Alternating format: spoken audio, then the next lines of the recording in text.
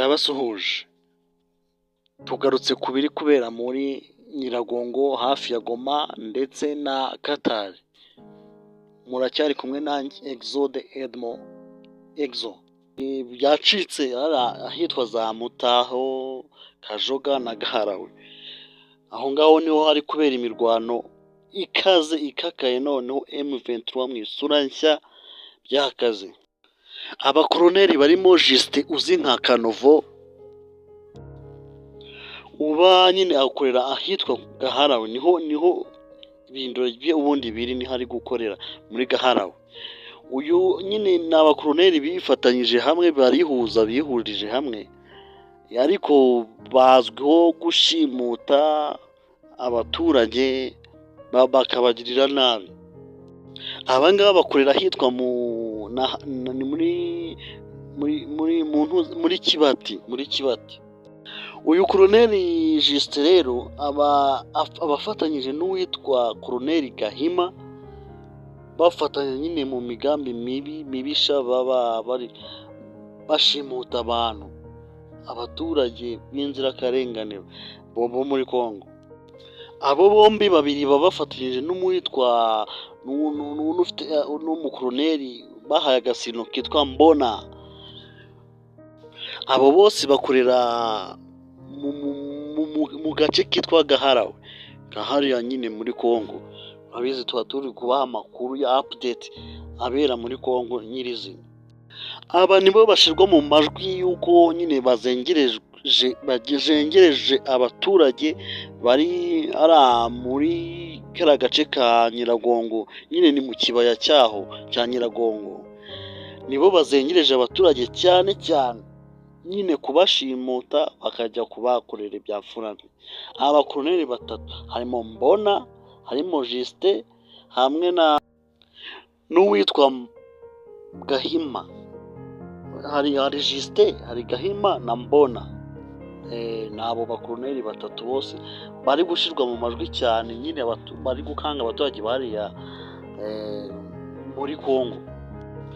Aha rero niho habereye urugamba rukaze, ndetse n'ururacyahari.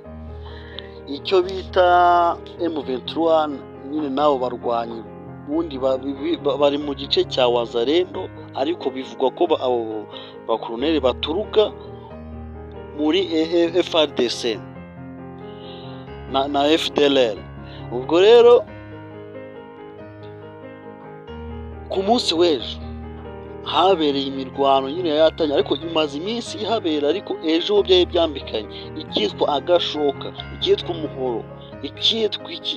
Abakomando ba M23 bari bagiye aho ngaho kuri iyo site, niho barwanira, bakorera agatero, bahashije izo ngabo zikuriwe n'abo bakoloneli batatu.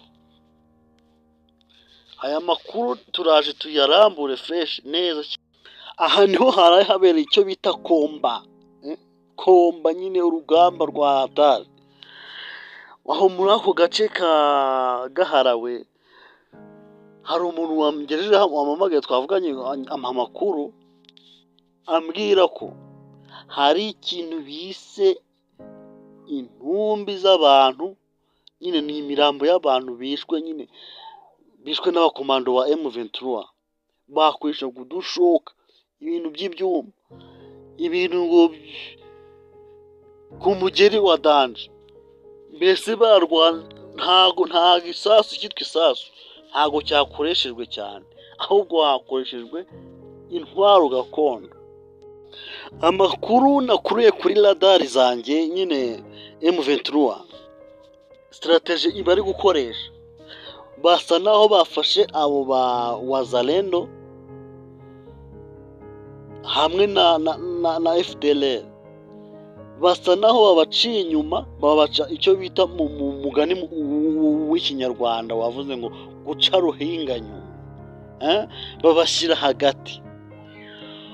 Ubwo muri iki gitondo cyaramutse, none ibyo bimaze kuvuga ni ibyaraye bibaye muri gitondo cyaramutse, niho babikoze nijoro, babaca ruhinganyuma, bari kumanuka basa n'ababashize hagati, babashora mu murambi uri aho ngaho hasi y'imisozi.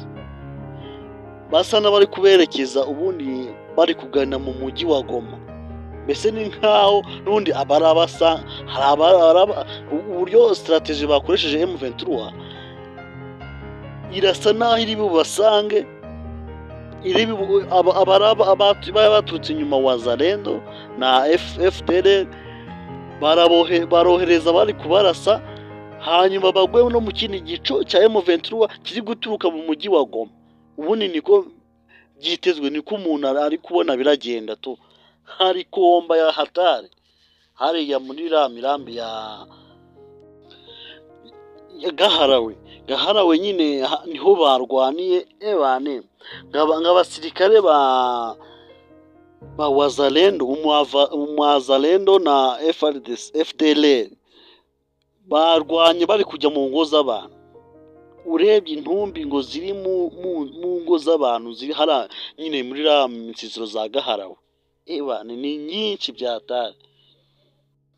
Mbese abantu bari kwibaza bati M23 ni ibikoko, M23 mwisura nshya yaje yuburiye sinzi aho komando bavuye kwitoreza. Noneho izi ni update ngiye kugenda mbaha ebane, mwe mubane nanjye tujyanane ku murongo gusa.